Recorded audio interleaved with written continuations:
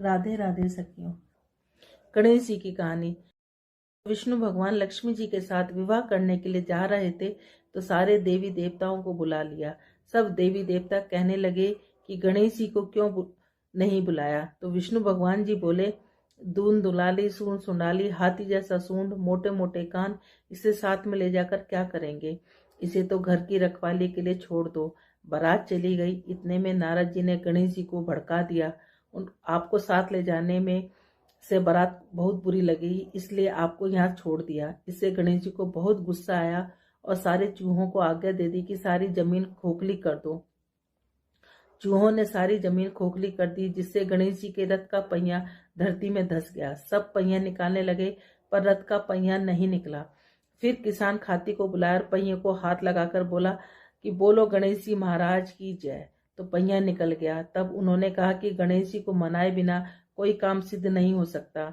आप सबसे पहले गणेश जी का विवाह रिद्धि सिद्धि के साथ करो, बाद में विष्णु भगवान का विवाह लक्ष्मी जी के साथ करो। गणेश जी महाराज ने जैसे भगवान के कार्य सिद्ध किए वैसे हम सबके करें। बोलो गणेश जी महाराज की। एक बहुत धनवान साहूकार था जिसके घर धन के आदि की किसी की कमी नहीं थी, परंतु उसके दुख था कि उसके एक पुत्र नहीं था। इसी चिंता में रात दिन रहता। वह पुत्र की कामना के लिए प्रति सोमवार को और सावन के महीने में प्रतिदिन शिव जी भगवान की पूजा व्रत और पूजा किया करता और सायकाल में शिव मंदिर में जाकर शिव जी के विग्रह के सामने दीपक जलाया करता। उसके इस भक्ति भाव को देखकर एक समय पार्वती जी शिव जी महाराज से कहने लगी कि यह साहूकार आपका अनन्य भक्त है, सदैव आपकी व्रत और पूजा में बड़ी श्रद्धा से करता है, इसकी मनोकामना पूरी करो। शिव जी ने कहा, पार्वती, यह संसार कर्म क्षेत्र है। जैसे किसान खेत में बीज बोता है वैसा ही फल काटता है, उसी प्रकार संसार में जैसा कर्म करते हैं वैसा ही फल मिलते हैं। पार्वती ने अत्यंत आग्रह किया, महाराज, जब आपका अनन्य भक्त है तो आपको इसको किसी प्रकार का दुख नहीं होना चाहिए। जो इसको दुख है उसको अवश्य दूर करना चाहिए, क्योंकि आप सदैव अपने भक्तों पर दयालु रहते हैं, इसके दुखों को दूर करते हैं। मनुष्य आपकी सेवा में यदि आप ऐसा नहीं करेंगे तो मनुष्य आपकी सेवा व्रत क्यों करेंगे। पार्वती के आग्रह को देखकर महाराज बोले, पार्वती, कोई भी पुत्र नहीं है, इस चिंता में यह अति दुखी रहता है। इसके भाग्य में पुत्र न होने से इसकी पुत्र की प्राप्ति का वर देता हूँ, परंतु यह पुत्र केवल 16 वर्ष का होगा। इसके पश्चात इसकी मृत्यु प्राप्त होगी, इससे अधिक मैं कुछ नहीं कर सकता। यह बात सुनकर साहूकार सुन रहा था। उसको न प्रसन्नता हुई न दुख हुआ। वह पहले जैसे ही शिव जी महाराज की पूजा व्रत करने लगा। कुछ समय व्यतीत होने पर साहूकार की पत्नी गर्भवती और 10वें महीने में गर्भ से उसे अति सुंदर पुत्र की प्राप्ति हुई। साहूकार के घर में खुशियां मनाई गई, परंतु साहूकार ने उसकी केवल 16 वर्ष की आयु जानकर अति प्रसन्नता प्रकट नहीं की और न ही किसी को भेद बतलाया। जब वह बालक 15 वर्ष का हो गया तो बालक को माता ने अपने पिता से विवाह आदि के लिए कहा कि साहूकार कहने लगा, यदि मैं इसका विवाह नहीं करूंगा। साहूकार ने कहा कि मैं अभी इसका विवाह नहीं करूंगा, अपने पुत्र को काशी पढ़ने के लिए भेजूंगा। फिर साहूकार ने अपने साले अथवा बालक के मामा को बुलाकर बहुत सा धन देकर बालक को काशी पढ़ने के लिए भेज दिया और कहा कि हर रास्ते पर तुम यज्ञ और ब्राह्मणों को भोजन कराते जाना। दोनों मामा भांजे यज्ञ करने ब्राह्मणों के भोजन कराते जा रहे थे। रास्ते एक नगर में पड़ाव पड़ा। उस नगर के राजा की बारात आई हुई थी, लेकिन वर पक्ष वाले वह भी थे, क्योंकि उनका वर एक आंख से काना था। अब वो एक ऐसे सुंदर युवक की तलाश में थे कि जो वो रात को उससे शादी कर ले और हम कन्या को लेकर अपने घर चले जाएं। जब उन्होंने मामा भांजे को देखा तो कहा कि हमें थोड़ी देर के लिए अपने लड़के को हमें उधार दे दो। उसने कहा, कहीं ऐसा भी होता है कि हम तुम्हें बहुत सा धन देंगे। मामा ने कुछ सोचते हुए उसको दे दिया। जब सारा विवाह संपन्न हो गया तो जब फेरे पड़ने लगे, सब विवाह संपन्न हो गया। वो भांजा बहुत सुंदर था, सब देखकर बहुत खुश हो रहे थे कि जो ना उस राजा की लड़की को कन्या वर बहुत अच्छा मिला है। अब जब सारा विवाह संपन्न हो गया तो वो उसकी चुंदरी में लिख के चला गया कि मैं एक साहूकार का बेटा हूँ, मैं काशी पढ़ने के लिए वहाँ विद्या प्राप्त करने के लिए काशी जा रहा हूँ और राजा का लड़का तो काना है। कन्या अपनी चुंदरी पे अपने वर को कुछ लिखता हुआ देख रही थी। उसने जाकर देखा, जब सुबह विदा का समय आया तो उसने अपनी चुंदरी पर लिखा देखा। उसने कहा कि यह मेरा वर नहीं है, मेरा वर तो काशी पढ़ने के लिए गया हुआ है, राजा का लड़का तो काना है। उसने उसके साथ जाने से मना कर दिया। सारे में हाहाकार मच गया। राजा ने जब सच्चाई का पता चलाया तो उसको पता चल गया कि वो तो वाकई में ही काना है। उसको भगा दिया गया। अब वो, क्योंकि उस लड़की की किस्मत में सौभाग्यवती का योग था, वो 16 सोमवार किया करती थी। सावन के सोमवार व्रत पूजा विधि विधान से किया करती थी और व्रत की यही कहानी वो पढ़ा करती थी। अब वो मामा भांजे काशी के लिए चलती है। काशी पे यज्ञ पूरा करने के लिए जब वापसी में यज्ञ पूरा करने के लिए कर रहे थे तो क्या नाम है, एक दिन जब वह 16 वर्ष का पूरा हो गया तो उसके सिर में भयानक दर्द उठा। उसने कहा, मामा मैं थोड़ा सा आराम करने जाता हूँ, मेरे सिर में बड़ा भयानक दर्द उठ रहा है। मामा ने कहा ठीक है। अब वो आराम करने के लिए चला गया। तो वो थोड़ी देर में मामा उसको या खून आहुति देने के लिए बुलाने आया तो देखा कि भांजा तो मरा पड़ा है। उसने सोचा मैं रोऊंगा चिल्लाऊंगा तो सारा यज्ञ खराब हो जाएगा। उसने अपने दिल पर पत्थर रखकर और सारा यज्ञ और ब्राह्मणों को भोजन कराने के बाद वो विलाप करने लगा। उसी रास्ते से शिव और पार्वती जा रहे थे। इतना विलाप देखकर पार्वती माता रुक गई। उन्होंने शिव जी भगवान से कहा, देखो कौन विलाप कर रहा है। तो वो कहने लगा कि कोई विलाप नहीं कर रहा है, ये विलाप वही कर रहा है जिसको 16 वर्ष की आयु संपूर्ण हो गई। उसने कहा, नहीं, बहुत करुणा कुंदन है, मैं तो जाकर देखूंगी। जाकर देखा तो पार्वती माता उससे कहने लगी कि आपको इसको जीवित करना ही पड़ेगा। जब शिव जी भगवान ने ध्यान करा तो देखा कि इसकी शादी तो उस लड़की से हो गई जो अखंड सौभाग्यवती जिसके भाग्य में है। अब उनको उस लड़के को जीवित करना पड़ा। उस लड़की को जीवन दान देने के बाद शिव पार्वती आगे चल दिए। वो लड़का वापस जा रहा था तो वहाँ उसी नगर से गुजरने लगा तो लड़की ने और उसकी सखियों ने पहचान लिया। वो पकड़कर राजा के सामने लेके आए। राजा ने सारी बात बताई, उसे बहुत सा धन दिया और अपनी लड़की को विदा कर दिया। इधर लड़के के माँ बाप दोनों छत पर चढ़कर बैठ गए। वो कहने लगे कि हम नीचे जब भी उतरेंगे, जब हमारा बेटा हमें लेने आएगा, नहीं तो हम यहीं से प्राण दे देंगे। इतने मामा नगर में पहुंचने के बाद उसने जाकर कहा कि चलो तुम्हारे बहू और बेटे आए। वो कहने लगा क्यों? वो करता है, मेरे भाग्य में तो 16 साल का बेटा था।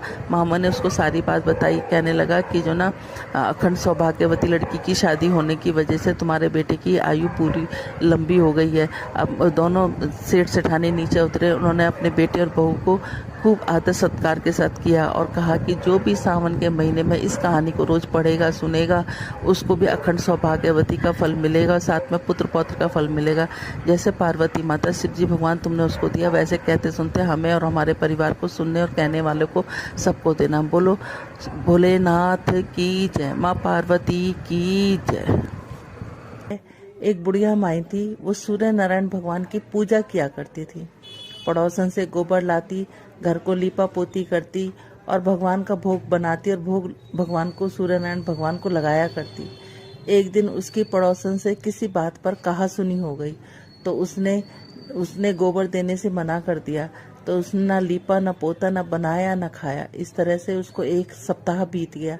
सूर्य नारायण भगवान ने सोचा, ये मेरी इतनी भक्त है, अगर ये बिना खाए पिए मर गई तो मेरा तो बड़ा वो हो जाएगा, नाम खराब हो जाएगा। तो उन्होंने बुढ़िया माई को सपने में दर्शन दिए कि बुढ़िया माई बाहर उठ के देख, एक गाय और बछड़ा बंधे रखे हैं। बुढ़िया माई सुबह उठी, उसने देखा एक गाय बछड़ा थे। अब वो सुबह वो गाय 1 लड़ सोने की दिया करती, बाकी सारा गोबर किया करती। पड़ोसन आती, सोना ले जाती और गोबर छोड़ जाती। इस तरह से काफी दिन चलता रहा। तो भगवान ने सोचा कि बुढ़िया माई को तो ये तो सीधी सादी बोली भाली है, इसको कभी पता ही नहीं चलेगा कि ये सोना भी देती है। एक दिन उन्होंने जोर से आंधी में चला दिए तो बुढ़िया माई ने डर के मारे अपनी गाय और बछड़े को अंदर बंद कर लिया। अब वो सुबह उठी तो देखा वो कुछ सोना दे रही है, बाकी गोबर दे रही है। उसने अब गाय बछड़े को अंदर बंद करना शुरू कर दिया तो पड़ोसन को सोना मिलना बंद हो गया। उसने जाके राजा के दरबार में जाके शिकायत लगाई कि ऐसी गाय और बछड़ा तो राजा महाराजाओं के घर में होनी चाहिए जो सोना देती है। राजा के सैनिक आए और बुढ़िया माई की गाय और बछड़े को पकड़कर ले गए। वहां जाकर गाय ने सारे महल में गोबर ही गोबर कर दिया।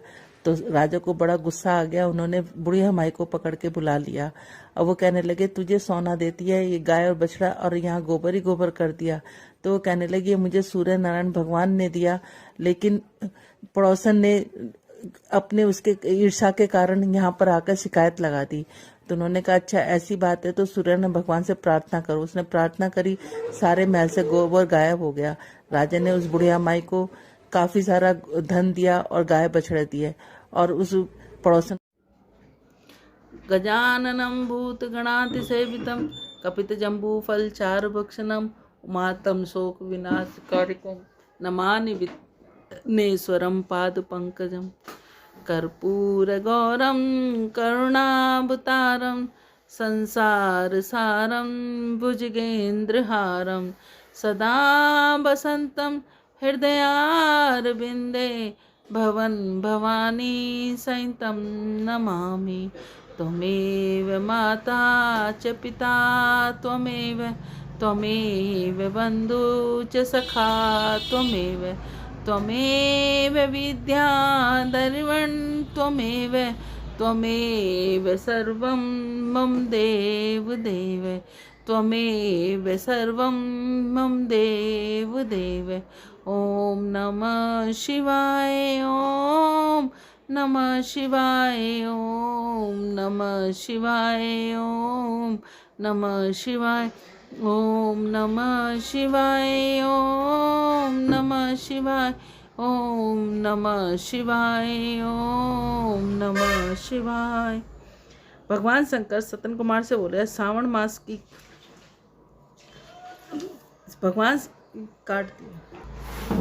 भगवान शंकर सतन कुमार से बोले भादो मास की कृष्ण पक्ष की अष्टमी के दिन वृषभ राशि के चंद्रमय अर्धरात्रि के समय इस योग आने पर देवकी के गर्भ से भगवान कृष्ण का जन्म हुआ। परंतु सिंह राशि के सूर्य आने पर इस महोत्सव को मनाना चाहिए।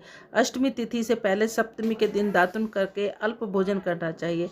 रात को जितेंद्रिय होकर सो जाना चाहिए। प्रातः होने पर उपवास नियम करें। केवल उपवास द्वारा श्री कृष्ण जन्माष्टमी का पवित्र दिन व्यतीत करना चाहिए। केवल उपवास करने से ही मनुष्य को 7 जन्मों में के किए पापों से छुटकारा मिल जाता है। अष्टमी के दिन तिलों के साथ नदी में स्नान करना चाहिए।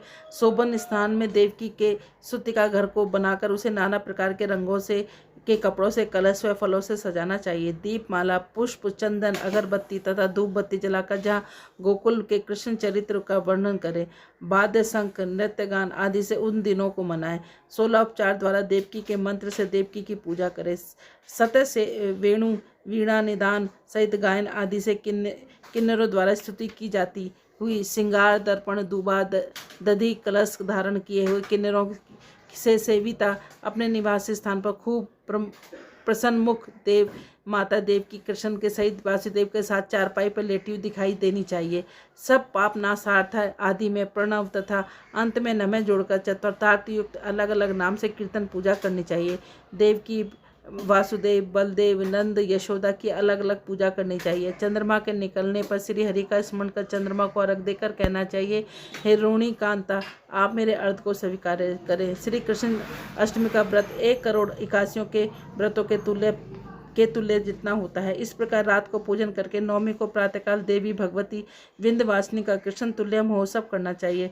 ब्राह्मणों को भोजन कराकर दक्षिणा देकर कहना चाहिए, भगवान वासुदेव मुझ पर प्रसन्न हो, मैं आपको नमस्कार करता हूँ। जो देवी तथा भगवान श्री कृष्ण का प्रतिवर्ष महोत्सव करता है उपरोक्त फल प्राप्त करने के साथ साथ आरोग्य, अतुल्य सौभाग्य भी प्राप्त करता है। अतः अंत में वैकुंठ को जाता है। उद्यापन विधि, उद्यापन किसी शुभ मुहूर्त शुभ दिन से विधि करना चाहिए। प्रातःकाल संध्या आदि करके ब्राह्मणों से शास्त्री वाचक कराकर ऋषियों की पूजा करनी चाहिए। स्वर्ण की भगवान कृष्ण की प्रतिमा बनवानी चाहिए।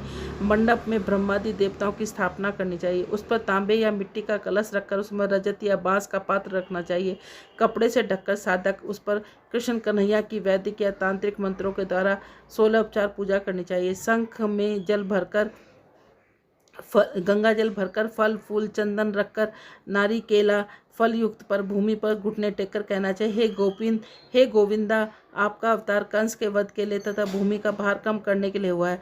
कौरवों को नाश तथा दैत्यों का विनाश के लिए आपका अवतार हुआ। आप मेरे इस अर्थ को स्वीकार करें। हे प्रभु वासुदेवाय, आपको नमस्कार। इस प्रकार भवसागर से मेरी रक्षा करें। इस प्रकार प्रार्थना करने के पश्चात रात्रि जागरण करना चाहिए। अगले दिन जनार्दन की पूजा करके मूल मंत्र द्वारा पलाश, तिल, शुद्ध घी से 108 होम बार होम करके आहुति देनी चाहिए। इंद्र विष्णुनाय मंत्र से होम करें। व्रत की समाप्ति पर 1 कपिला गाय का दान करना चाहिए। 8 ब्राह्मणों को भोजन कराकर दक्षिणातः जल से भरे 8 घड़े दान करने चाहिए। इस प्रकार उद्यापन करने से मनुष्य उसी समय पाप रहित हो जाता है। बोलो राधे राधे। ओम नमः शिवाय, ओम नमः शिवाय, ओम नमः शिवाय, ओम नमः शिवाय, ओम नमः शिवाय, ओम नमः शिवाय, ओम नमः शिवाय, ओम नमः शिवाय। बोलो राधे।